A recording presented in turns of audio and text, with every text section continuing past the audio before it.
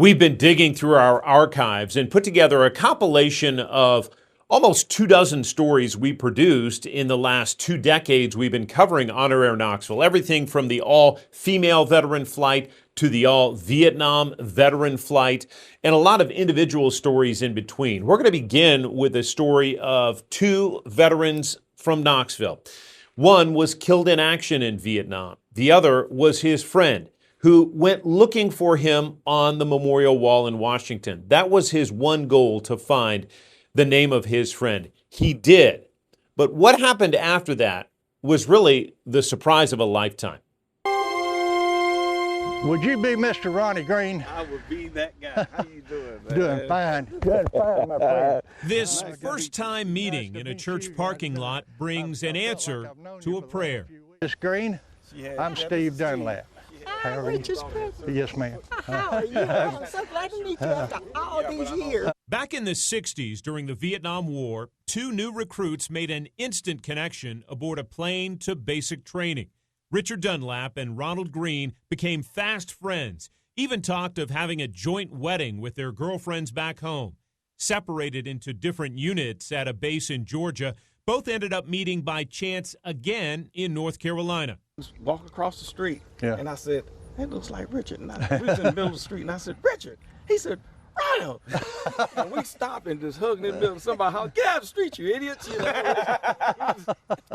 And we just lost contact again. It would be the last time the 2 saw each other. Richard was killed protecting fellow soldiers during an enemy ambush in March of 1968. To me, he was fearless. Yeah, I mean, he's my big brother. Family members learned about his death at age 21 with a knock at the door. Younger brother Steve was 16 when he saw the men in uniform.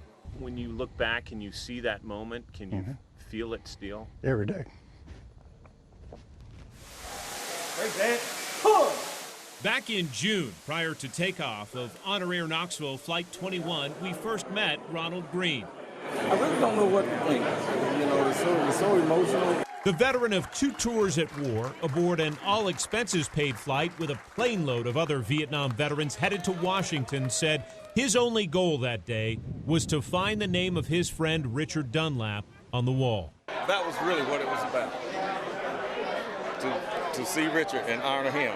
After the flight, Ronald shared a final wish, a prayer that had gone unanswered for decades since he lost touch with his buddy from basic training. I need to go to Richard's gravesite and just sit and talk with him. That was one of the best guys I ever met, and I just need to talk to him. We aired that clip on the 6 o'clock news the day after the HonorAir flight. Ronald has spent decades trying but failing to find the burial spot of his old friend. Within hours, the Dunlap family had emailed me saying they wanted to meet Ronald Green and take him to Richard's grave. This is really a blessing to me. It is for me as well. Matter of fact, it is for my whole family. A few weeks later, the long-awaited moment arrives. Is this it? Yeah. Oh, man. And under the shade of a hickory tree that was just a sapling the day Richard Dunlap was buried. Oh, gosh. Well, I know, because now I've been wanting to visit his grave. Mark one more thing off your bucket list. Man, this is the top of my bucket list. This was the top, yes. Vietnam veteran Ronald Green finds a moment of peace with his soldier friend. Richard Lance. Not closure, but relief.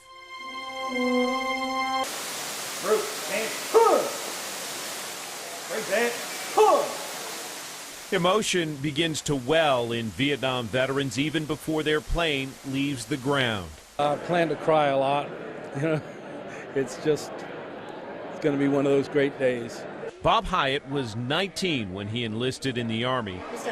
He's now 69 and sharing HonorAir Flight 21 with 149 Vietnam veterans, many on their first journey to see the memorial in Washington. Thank you. From the water cannon salute and send-off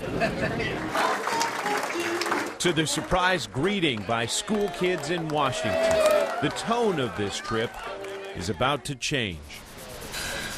The rubbing of pencil to paper.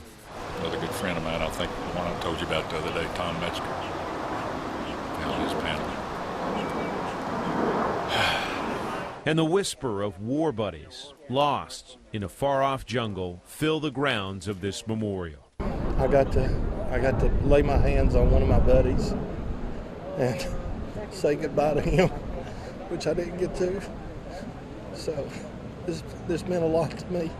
A Marine who in 6 other visits here kept his distance, today finally touched the wall. What gave you the courage today? My brothers around me. I know 5 on the wall. When men die, they cry 2 things. Oh God, help me, and Mama. I can hear the screams. The memorial holds more than 58,000 names of Americans killed in Vietnam. There are more than 1,200 from Tennessee. 26E. And Bob Hyatt is working to find more than a dozen he called friend. David G. Williams, yeah, Right here. 110. 110. My goodness. Oh, yeah. Not easy. When it's time to leave this hallowed ground, there are signs of healing and the promise of a memorable homecoming. On their way home from the fight overseas, many Vietnam veterans, including men on this trip, stripped their uniforms off and left them in the restroom at the airport. Their officers had warned them to blend back into civilian life and keep quiet about their military service. This time, the community answered the call, offering these veterans of Vietnam a show of thanks like they've never seen before.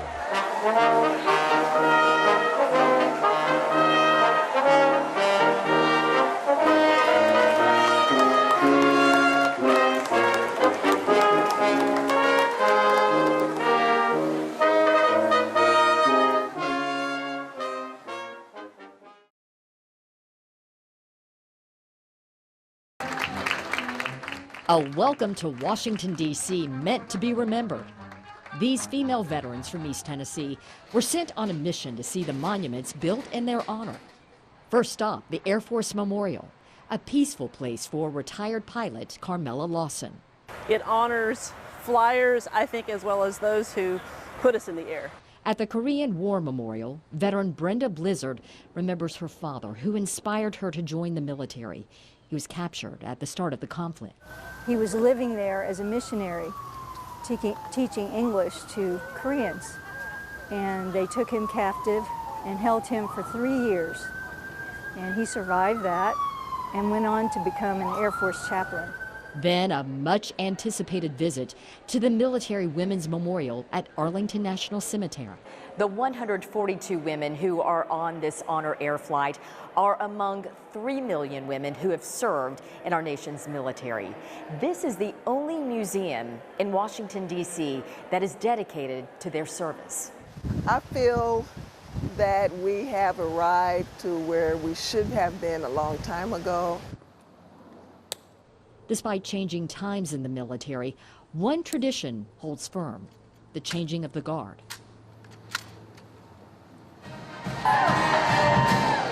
And finally, a welcome home like none other. That was awesome! It was awesome. I'm so glad I did this. I'm sorry it took 2 years, but we did it.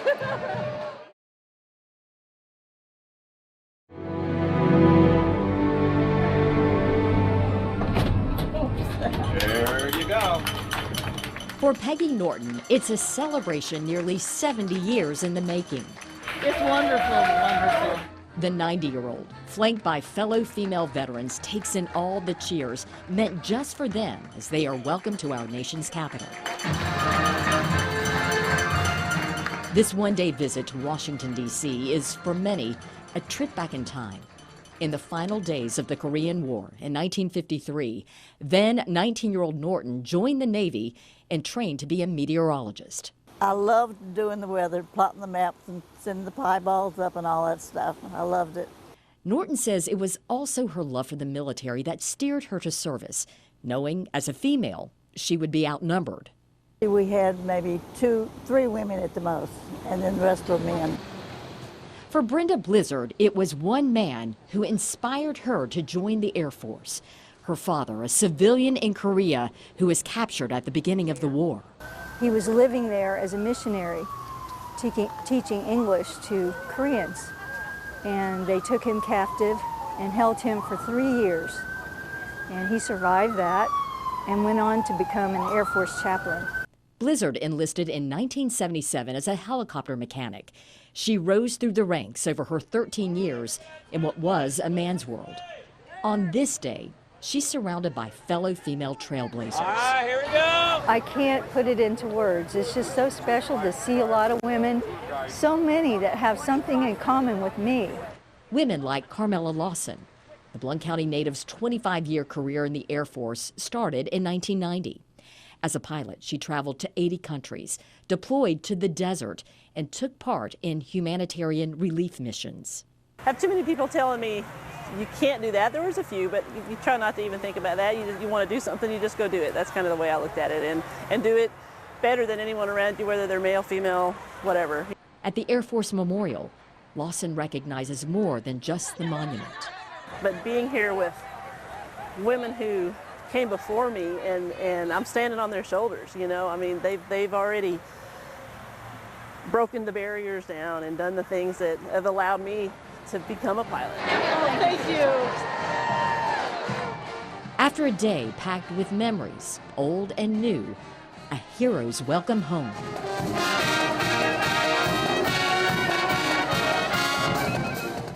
A salute to 3 generations of female veterans who represent 3 million women who chose country over self.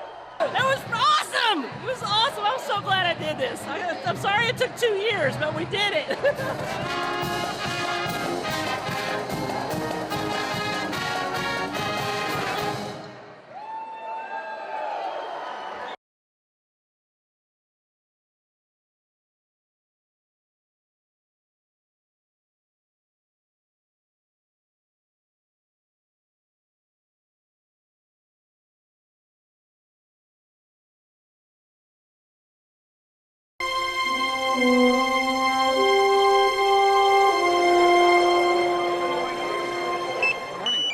An overdue honor awaits the veterans boarding HonorAir Flight 19. I say I really do not know what kind of emotions I'll have until I get there, but I'm sure they'll be very strong. Vernon Bruner saw friends killed just feet from him in the jungles of Vietnam, and he's ready, after 45 years, to pay his final respects. He was driving a truck and ran over a landmine, and it cut him, just about cut him in two. Vietnam veteran Mike Crawford saw that bomb in the road take his best buddy John. So I'm tying in this HonorAir to maybe get a little bit of closure. Both men are on a plane full of 135 combat brothers across 3 wars on an all-expenses-paid trip to the nation's capital to see the memorials built in their honor. Behind me on this wall, there are the 58,000 names of troops killed in Vietnam. For the 59 veterans on this HonorAir flight, this is where their journey took on an even deeper meaning. He was very loyal to his family, very good to these people, always willing to help an extra person. Knoxville boy Paul Maples was 20 years old, married 2 weeks and 2 days before heading to war. He was killed Easter Sunday, 1969. He was just a fine boy, that's for sure. As Paul's brother and father copy his name from the wall, another East Tennessee veteran is searching for a whole section of familiar names. They were my squad. Right there's Leslie. He was the one that awarded the Medal of Honor in it. Vernon Bruner says this wall helped him find what he was looking for. Just hopefully the end of this journey. I wanted to come and pay my respects. You know, you can cope with it and you can move on, but it's always there, and you don't ever want to forget things like this. I made it and he didn't. Mike Crawford says there is no forgetting the men he served with and lost to war. It's a survivor's blessing and burden. I look around and they're all in the same shape I'm in. we're all just getting by.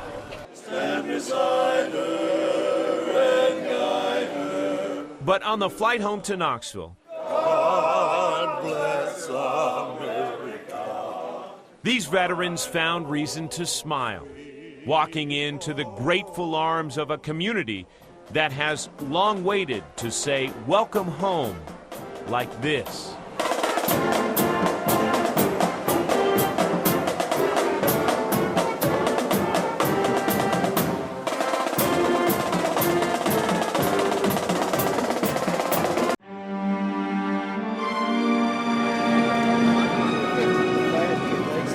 Flight coordinator Jim Kundle doesn't pilot HonorAir flights, but he knows the background of each of the more than 100 World War II, Korea, and Vietnam veterans aboard this one-day journey to Washington, D.C. Mark, this is Jim Kundle. I'm the flight coordinator for HonorAir. Where were you in Vietnam? Well, the wall is important, and you need to go to the wall. From his home office, Jim has spent close to a decade now as the key contact for the more than 3,000 veterans making the one-day, all-expenses-paid trip to the nation's capital. Often their one and only chance to see the memorials built in their honor. 4 out of 10 applications, I will have to call them to get some more information. Every now and then I'll get a lady will apply and she won't put her age down, and then she won't put her date of birth. Well, I've got to have her date of birth to go through TSA. We will get to you. It's just going to take a little while because we got so many. It's amazing how many of them have problems with Agent Orange. I give those people a priority. If they are having trouble, we try to get them on as soon as we can. Probably the hardest part of that is every now and then somebody don't call, and I'll call the wife. And she said, "Who is this?" And I'll tell her, and she said, "Well, he died." And with World War II, that happened a lot. This Air Guard veteran has seen the cost of war firsthand. During Vietnam, he served as an airvac medic, treating wounded troops on long flights home. They're missing arms, they're missing a leg, and the gut wounds. 68 and 69 were tough, and 68 was probably the toughest. When they really are struggling, you hear 2 words: God and Mama. Kundle spent 5 years volunteering to serve aboard those war casualty flights. He was a young medic, but often almost a decade older than his patients. I had one week I flew over 70 hours airtime and was exposed to something like close to 350 patients during that time. But I don't ever remember being tired. You don't get tired when you see what these kids went through. What should our country know about the sacrifice of those young men? Don't forget them. Decades later, Kundle led airvac missions during the Gulf War, treating mostly enemy wounded, but adding to his library of memories about the brutality of war.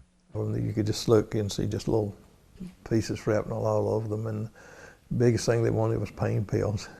Vietnam, it's totally different.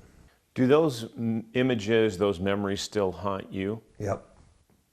How do you cope with it? Well, actually, I think HonorAir is helping me cope. Thanks to the men aboard these flights, Kundle has a new grasp on history from troops who lived it, including a World War II veteran who saw Hitler's bunker. I was the first person in the Eagle's Nest when they captured it. A Korea War veteran who survived infamous Pork Chop Hill. They were on the top of the mountain, they captured it, and now the only way they can get off is they got to fight their way back off of the mountain. His kinship with fellow Vietnam veterans helps him lead them on first-time visits at the memorial wall, holding the names of more than 58,000 killed in action. One guy that went with us knew 58 people on the wall. Some of them get to say goodbye, and I think that's really what most of them are doing. Is it's almost like this is their chance to go to the funeral that they didn't get to go to before. From the countless phone conversations with veterans. My name is Jim, and you can call me anytime. To making the 25th flight and counting. I think that's been a healing process. 78-year-old Jim Kundle says after devoting almost 37 years to the military, he calls this volunteer work for HonorAir a bright light in his history of service.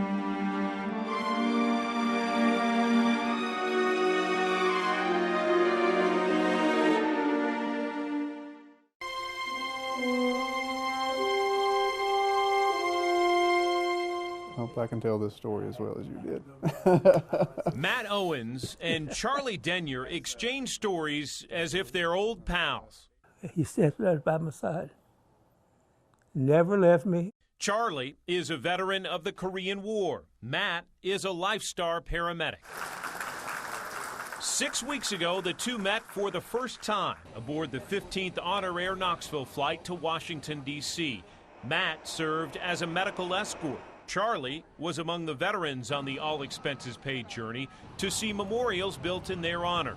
But neither Charlie nor Matt would make the return flight that afternoon. And how's the pain right now, Charlie, on a scale of 1 to 10? About a 2. On the plane ride to Washington, Charlie bumped his leg. What for most might just become a bruise, in Charlie's case, started collecting blood. The spot grew painful, and over a few hours, into a serious threat for this 80-year-old veteran taking blood thinners. There was an artery in that wound that was bleeding profusely. Charlie tried to tough out most of the day, determined to stick with the group. But by the final bus stop at the Tomb of the Unknowns, his leg wound took a turn. When it split open, Matt and the other medical staff jumped into action as blood started filling Charlie's shoe. Thanks to Matt. And then that I didn't leave it all right there on that bus. He got you buttoned up. He got me buttoned. I don't know how they did it. And he was such a trooper. When someone starts to not respond as well, then that's the next level. He hadn't gotten to that point. He had lost a lot of blood. And while the rest of the group headed home to a hero's welcome in Knoxville, Charlie and Matt headed to a D.C. hospital. Together, they moved from the ER to surgery and then the intensive care unit. We spent a lot of quality time together in that ICU. And I heard a nurse come in and said, well, we've got a lounge around here. We better arrange for you to sleep in. He said, no, I'll stay right here. Slept by your side. He slept right by my side. Matt would only leave Charlie to make calls arranging a travel plan home and reassuring Charlie's wife, Linda. I mean, fear was all over me, but when Matt began to call me then, I knew that he was in good hands, and he'll always be very special to our hearts. It's like a new son. To move this Knoxville veteran home, HonorAir founder Eddie Manis chartered a private plane. Again, Matt was right by Charlie's side. Thank you. What else can I say but thank you? Some may say if you get stuck overnight in D.C. with somebody, you draw the short straw, but I actually drew the blessing. A soldier, a medic, and a friendship for life, forged in a little more than 36 hours.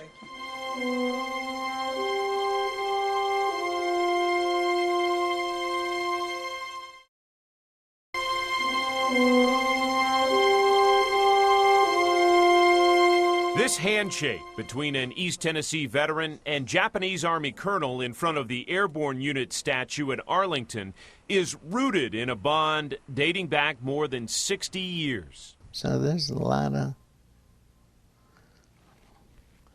memories. And for 82-year-old Bill LaRue, memories of war in Korea, his 2 years of service there, and his mission center on two words: staying alive. LaRue joined 53 of his fellow veterans of Korea, along with a couple of dozen from World War II and a few dozen more from Vietnam, on an all-expenses-paid one-day flight to Washington, D.C. to see memorials built in their honor. Some of the faces, though, they look like they could be brothers. But this visit was twofold for LaRue, a veteran of 55 parachute jumps. In the early 50s, the Army veteran helped train the first ever airborne unit in Japan. He had one more jump to make in order to get his wings. And LaRue recalls taking jump training to the extreme, helping one Japanese airborne soldier earn his wings despite a broken leg. We taped him all up and bandaged him and head to toe and tossed him out of the airplane. And he made his wings. And he got his wings. And when military leaders in Japan learned LaRue had all the paperwork but no wings from their country, a decorated colonel took the opportunity on an already memorable trip to Washington to pin a new set of wings on this parachute pioneer. Thanks to his and his colleagues' effort, our airborne unit is one of the best units of the ground self-defense force. Makes me think I did something worthwhile.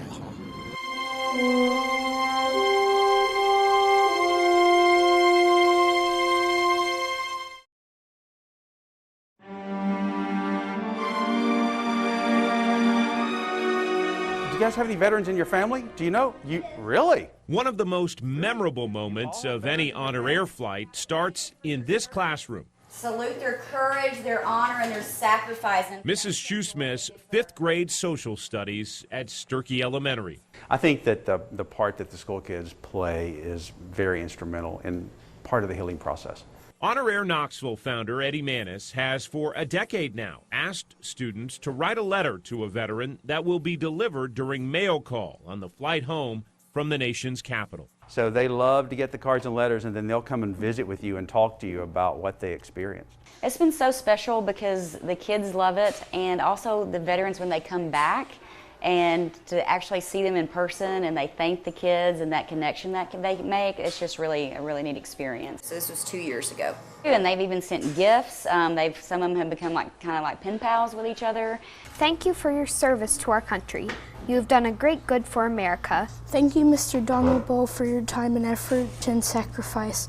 I was wondering what was going through your mind as the war was going on. Also, what war did you fight in? We got Korea, World War II, Vietnam. It's going to be fun. We've been looking forward to it. On Wednesday, 129 East Tennessee veterans of World War II, Korea, and Vietnam spent hours touring monuments built in their honor. It is a day filled with unforgettable moments.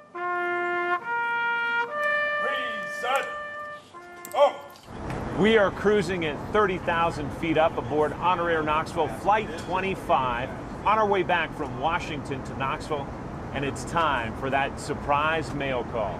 And tucked among letters from friends and family, we didn't get much of it over in Vietnam. Veterans find the special delivery from a class of 10-year-old 5th graders at Sturkey Elementary. I feel very glad that you helped serve us. That's pretty awesome, Dad, isn't it? Yeah. Dear Mr. Haynes. I'm very thankful for your service to America. Dear Mr. Galen Inslee, thank you for your service to our country. For that, I salute you, sir. Well, I think that's pretty neat. Dear Lewis Milliken. You do not know how much I appreciate you for fighting for this lovely.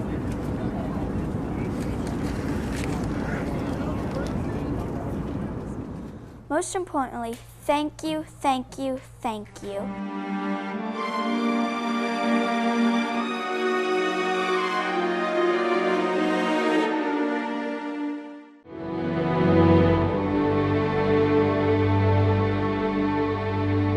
It was great, the brotherhood. Former combat soldier Harvey Presley surveys the Vietnam Memorial Wall in Washington for the first time in decades. Because I've spent the last 50 years trying to forget about a lot of things, and I still have a big problem with it. Because a lot of names on there, think why, The former artilleryman was among 130 East Tennessee veterans who made the one-day trip to D.C. thanks to flight number 28 of HonorAir Knoxville. I've been all the way across the United States, I don't know how many times. But the idea to send Mr. Presley was born in the small mountain community of Coker Creek. Students, teachers, and parents helped raise enough money to send their school security officer, plus a handful of other war veterans, on that all-expenses-paid trip to the nation's capital. How many of you have a military veteran in your family? Wow, most of the class. I just think as a nation, we don't do half as much as we should for them. Yeah, I'm glad he's getting the chance to go. It took some convincing. Yeah. I'm overwhelmed I'm glad I got to do it. they finally persuaded me.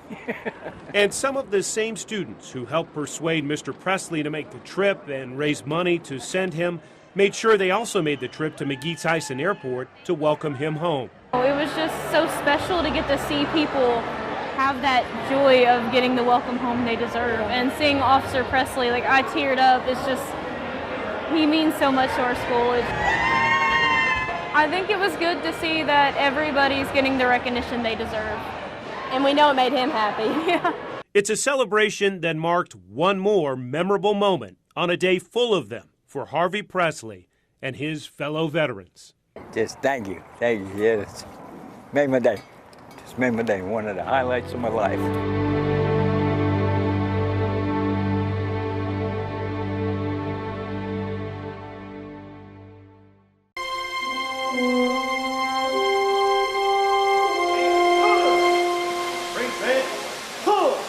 Two women, both veterans of World War II and both age 93, together board a plane bound to see a memorial built in their honor. Went right after the war started.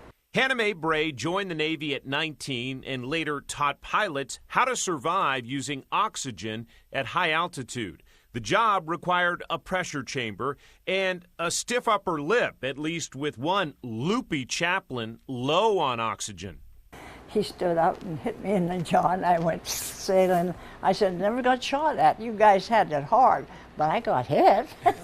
By a chaplain. By a chaplain. I jitterbugged with one patient, and I don't dance. Army nurse Andrea Hyde was sent to England to treat men blinded at war. One man had lost an eye, and they sent him back to the front. Some of them were very lucky, and some of them were not. The chance to fly to Washington and for the first time see the World War II memorial brought these two veterans together. The prospect of going alone, it seems, was a deal breaker for one of them. I wouldn't go until there was another female to go. And why is that? 176 men and me. No way. We're going to have a great time. Led by the oldest veteran on HonorAir Flight 19, 98-year-old Clarence Doherty takes in a memorial dedicated barely a decade ago. I never saw this one before. Both nurses tour the towering stone faces steeped in symbolism. There's just so much history, you can't take it all in. On this wall, each gold star represents 100 dead. The 4,000 on this wall underline the more than 400,000 American troops killed in World War II. Gives me goosebumps. You come down for what reason? Because of who they are. Emotions ran high, even for Tennessee Senator Bob Corker, shaking hands and heaping praise on HonorAir for its mission to bring 23 more World War II veterans to see this memorial. You know, so many years have gone by, and these guys deserve to be here. Back in Knoxville, in a sea of red, white, and blue, and lots of men in uniform, were two smiling nurses. Summing up the trip, Andrea Hyde said, it surpassed her imagination.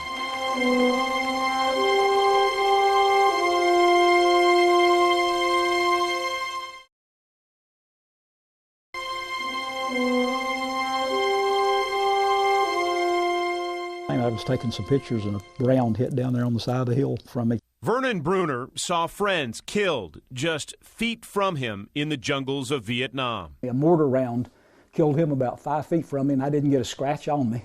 In the 50 years since the war ended, this East Tennessean has never seen the memorial in Washington that bears the names of his combat brothers killed in action. I say I really do not know what kind of emotions I'll have until I get there, but I'm sure they'll be very strong. This fall, the former squad leader will be among the first Vietnam veterans included in an all-expenses-paid trip to see the war memorials in Washington.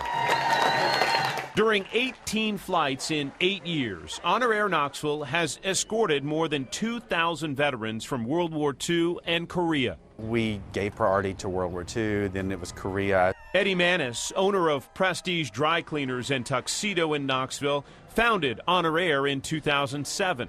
And we've always wanted to serve Vietnam veterans. We realized that the sacrifice they made is just as important, and their commitment was just as major as World War II or Korea.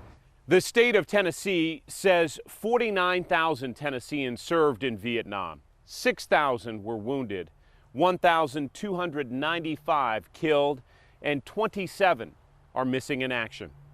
People think I'm kidding, but when I tell them I'm just glad to be alive, but that's the truth. I think it's just purely by the grace of God that I'm here. And when he returned from war, there were no cheers, no celebration, no protests, just a solo cab ride home from the airport. My homecoming was very uneventful. Vietnam remained a closed chapter in his life for years, but decades after his service brought a surprise in the mail. The military sent Bruner the Bronze Star for his courage under fire. The Army lost his war records long ago, so the medal and citation showed up long after his service. Distinguished himself by directing massive amounts of automatic weapons fire on enemy at close range. Bruner also missed a recent chance to head to Washington and the White House to honor a fellow soldier killed in that same Mother's Day ambush. Leslie Sabo Jr. received America's highest award for valor in combat for his gallantry that day. And Bruner says Sabo's name is just one he will look for on his first trip to the memorial wall. And so I just see this as an opportunity, kind of like a continuation of the adventure I started 45 years ago to go pay my final respects to my friends and I guess all the other 58,000 plus names that are on the wall.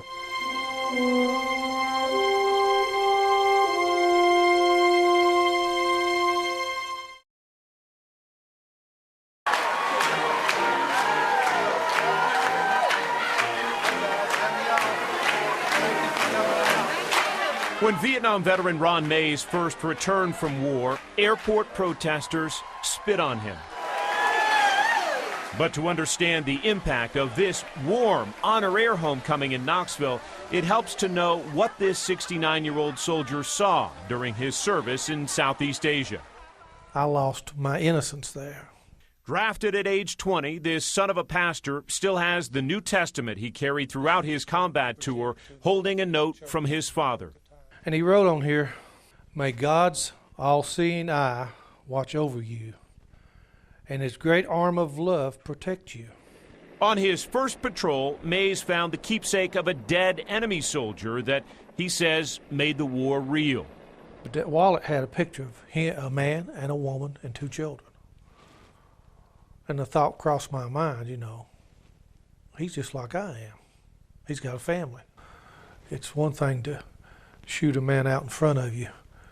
It's something else to take his life when you smell the warmth of his blood and look in his eye. And I've done that.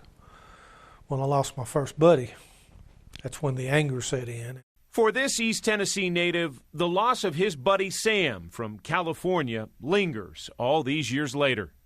He was carefree, he was a surfer, bronzed, muscular, and he gave his life for our country. Several others, but that one stands out to me because I physically carried him myself to a waiting helicopter. Pilot increased the RPMs on that. I can hear it now.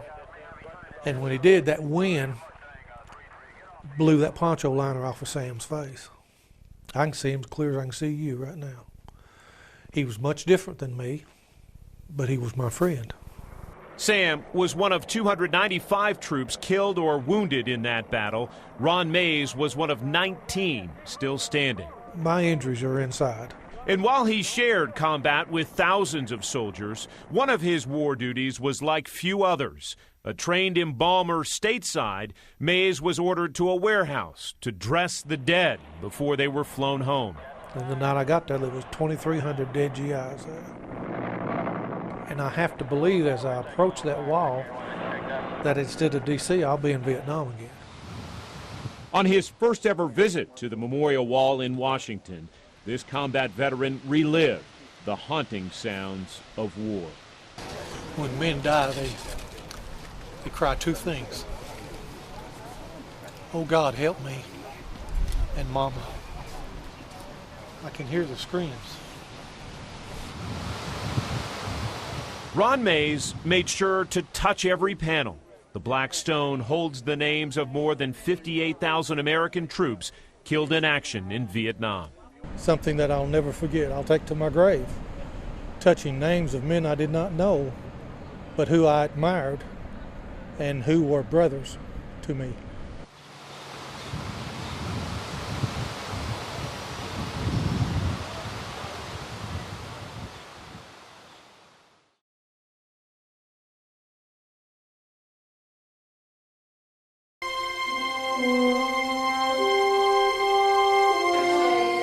So you want to get this reasonably short, huh? Bob Hyatt eases through friendly banter with customers. Strange things happen in war. But it took this Vietnam veteran at least a decade to open up about his days in combat and the bullet that cut him down stateside before the Green Beret even left home for battle. It was like being an unwitting participant in a surrealistic movie. I was going to Vietnam in October of 1967, and the Stop the Draft Week was going on in Washington and San Francisco. What happened next landed Bob on the front page of the San Francisco paper. We beat out the World Series in the newspaper, and this guy came in and said, "Hey, your buddy's outside in a fight." So I walked out, and there's a 19-year-old kid from Michigan, nose to nose with a man on the street who had given him a bunch of crap about being a big bad baby killer. Don't you think you're hot stuff with that uniform on? In uniform with his soldier buddy, Bob tried to break up the verbal spat. He definitely was an anti-soldier. But the instigator didn't stop, and then that stranger turned violent. Took a half step back, pulled a gun out and said, "You know what this is?" It looked like it was like that big, you know. And I said, "You're a fool if you shoot that." And he shot me right there. I just felt the muzzle flash. Could you even believe it? No, I thought it was a blank. I really did. I thought it was a blank. Months of therapy meant by the time Bob recovered, his commitment to the military was over.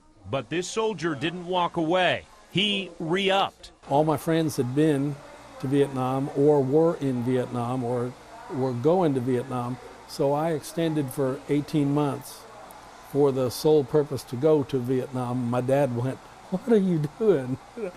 But it was a close-knit culture.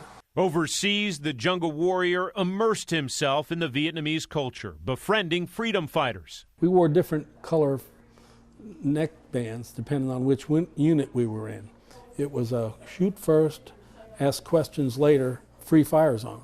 He skirted death again on the ground and in the air. Aircraft got shot down, and it was like a shrapnel, or I don't know what it was, but there was a little bit of blood. No Purple Heart, no paperwork. Just lucky to walk back to the camp. This marks his favorite snapshot, a 13-year-old Cambodian boy smoking an American cigarette. For Bob, it reveals the madness of war in one moment. It was surrealistic. But winning hearts and minds of locals on Border Patrol meant losing friends. I don't think I have enough tears to go, but I'm going to go. In June, HonorAir Knoxville escorted 149 Vietnam veterans to Washington on an all-expenses-paid flight to see all 58,000 American war dead on this memorial. They are the real story, but we're left to tell it. Finding every name on Bob's list of close to a dozen meant rushing to solve a logistical puzzle. Who'd you get this time? Walter Becker. That's a nice guy. But with help and with each new discovery, the memory of old friends washed over this combat veteran. He's valedictorian of his class from Santa Barbara, California. Just going to go over and fight for peace. These were the moments Bob was seeking on this trip. Jim Amendola, he's got a son he's never seen. A soldier with his own headline-grabbing war story focused not on himself, but on sharing his memories of the men on this wall.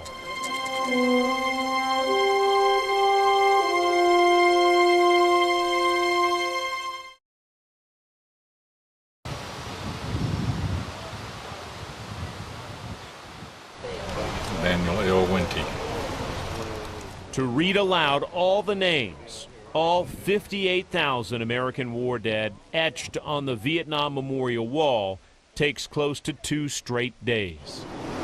Need to come back and give the reverence to those who gave it all. George Massey knows half a dozen men on these stone panels. The only team picture I got of them. Back at his home in East Tennessee, the former Green Beret holds the only photo of his Special Forces team. Sergeant Stark lost a leg later on. He recounts the camp they cut from the jungle along an enemy supply line. We were not the point of the spear, but we were close to it. And he pulls out an old American cluster bomb, explaining how the Viet Cong filled the duds with shards of metal and set them as booby traps. And then they would have them all over. You know, you didn't know when, and you'd be walking along, all of a sudden go whoop. We had over 100 casualties to those things. His first tour of Vietnam came after graduating from the University of Tennessee and ROTC at the age of 26. I don't have flashbacks. I don't have that kind of stuff. I mean, I saw a lot of it, but... But 50 years later, the emotions of that war build while describing 3 benchmarks of his 20-year-plus military career. The first, combat. About that first 30 seconds. And then instinct kicks in and your training takes over and, you know, you do what you got to do. It is a...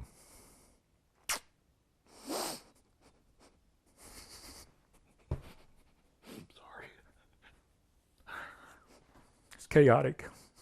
His first homecoming from war triggers more raw memories. It was almost like people wanted to avoid you. But then he recalls walking into the waiting arms of his wife and young daughters. And our 2-year-old grabbed me by the hand and would not let me go. And all the way through that airport, this is my daddy. So, 2 different receptions. And finally, the veteran jungle warrior lays out the reason for his journey to Washington. The Vietnam Wall is going to be hard. But I want to be able to go and say, hey guys, thank you. Days later, on an all-expenses-paid flight with HonorAir Knoxville, George Massey joins 148 other Vietnam veterans on this hallowed ground. Here I am, 76, still healthy.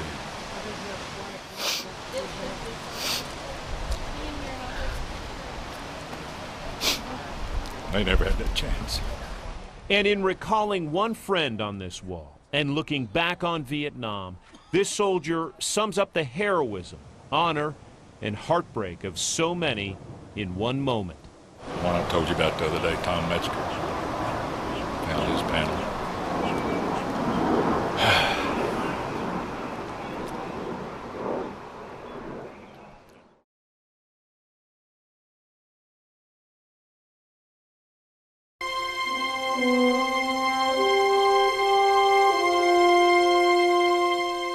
I was an instructor pilot. After sneaking in his first solo flight at age 13, Joel Pressburg was leading aerial missions in wartime by age 22. We were called loudmouth litter bugs. We had speakers and we dropped leaflets, so we were into psychological warfare.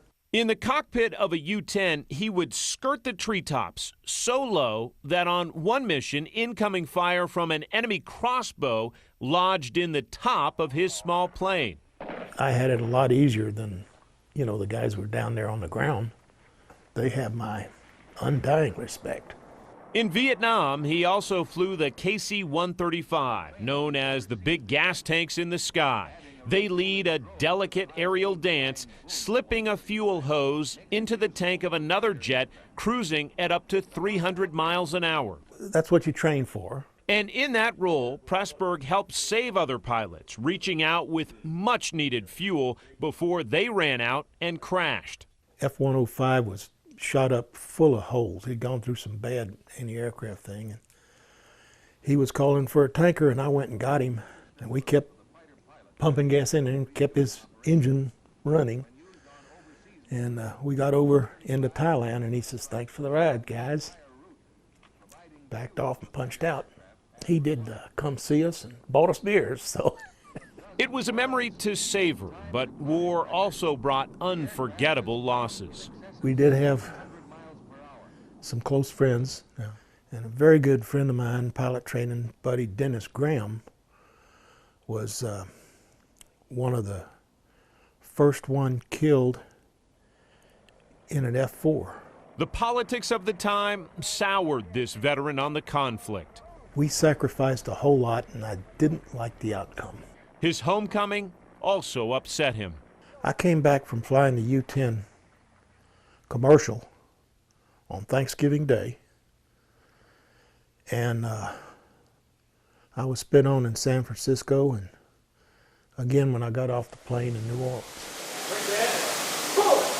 It's what ranks HonorAir Flight 21 among this 74-year-old's most important missions. And I'm sure I'm going to get choked up. The pilgrimage with 148 other veterans saw this combat pilot shake hands with a grateful congressman and soak up this soaring memorial to his fellow Air Force flyers. Next stop is the wall. What's running through your mind? Oh, I want to see it. It's something that's been on my bucket list for a long time. But his first ever trip to the memorial became much more than a check on a list. Moments of silence stretched on for minutes, surrounded by strangers, brothers, all seeing old friends. What was the last hour like for you? It was amazing. Kind of heart-wrenching. I did look up the names of my two best friends there on the wall, and I did get a little choked up. I touched them, that was it. That's what you needed. Yeah.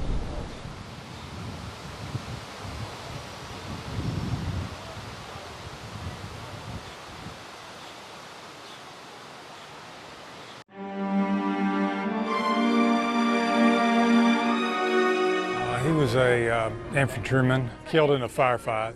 Richard J. Kaufman is just one name one East Tennessee veteran knows on the Vietnam Memorial Wall. I can identify 15. Richard Isaac has made this pilgrimage before, but this time is different. It's a very meaningful thing to be here with so many veterans, particularly World War II and Korean veterans that sacrificed so much. Richard was one of 88 Vietnam veterans, joining 28 veterans of the war in Korea and 13 from World War II, invited to make the all-expenses-paid round-trip journey to Washington. When you think about being here and looking at all these names, it's really quite overwhelming. Just days before HonorAir Knoxville Flight 25, we spoke to Richard about his war service almost 50 years ago. When I went over, I didn't question it. When he first stepped foot in Vietnam, the processing clerk told the freshman forward observer his life expectancy was 13 seconds. Obviously that was an exaggeration, but to some degree he was pretty accurate. I went to a company and they had lost 3 forward observers in the past year, 2 wounded and 1 killed. And so that didn't give me a lot of hope and encouragement. Calling in artillery fire from the front lines exposed Richard to the reality of war, magnified now by the more than 58,000 names etched on the Vietnam Wall. When you see that memorial, what runs through your mind? Obviously the price that we paid for a conflict 10,000 miles away. So many soldiers asking, why am I here, you know? And I think to be able to go to Washington with other veterans, World War II veterans, Korean War veterans, and Vietnam veterans, and to be able to interact with them and just to be associated with that group, it's a real honor. Throughout parts of the trip, Richard played tourist in the nation's capital, sharing moments of camaraderie with fellow veterans. But walking near the Vietnam Wall, the tour turns intensely personal. I remember one particular individual. He was a first lieutenant, and he came in to our company. It was his first day in the unit, and we went out on a mission, and got into some contact, and he was killed day one. And I'll never forget that. That's the personal side of it, yeah. Not just a bunch of names. We did what our country asked us to do, and if I had it to do over again, I'd do it again. I feel very honored and blessed that I'm standing here in one piece talking to you and able to view names of those that weren't so fortunate. Reflection turned to remembrance, and finally to celebration. USA! A day summed up in one word by Richard after this homecoming. Unbelievable.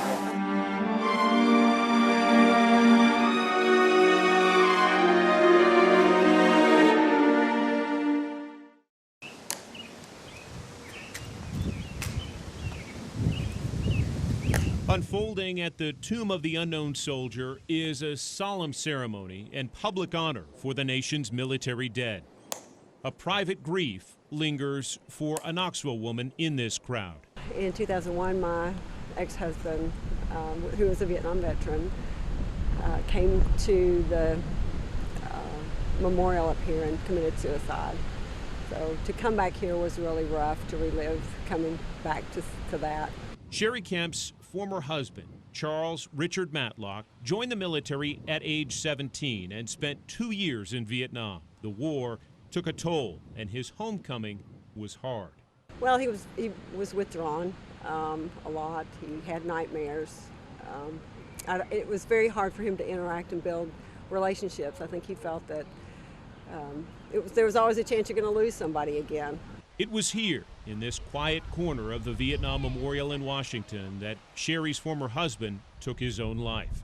30 years after the war, he shot himself at the base of this sculpture showing a nurse comforting a wounded GI. I think he was a very good person who chose to serve his country and do the things that he thought were right. And I've always believed that. I think he just never was able to sort those things out in his mind. And that led to his taking his own life. He always said that Vietnam and the war family that he had was his true family. So it was very rough for him to fit back into society at that point in time, I think. This emotion-filled HonorAir Knoxville flight back in June to Washington was how Sherry chose to return for the first time to D.C. She volunteered to help escort 149 Vietnam veterans to see these memorials. They thought they were doing the right thing and came home to a country who did not appreciate anything that they had sacrificed and lost. Glad that I can be a part of this and come back here with them and hopefully help them get through some of these difficult times. So. Does it help you? It does. It does. I think it does. Back at the Tomb of the Unknown, the regimented tribute by the guards includes steps and pauses, all centered on the number 21. It symbolizes the highest honor offered at military burials, the 21-gun salute. But it also matches the number of veterans taking their own lives every day. It's a very serious thing that we need to address and look at. If there's anything we can do to help these folks, we should do it.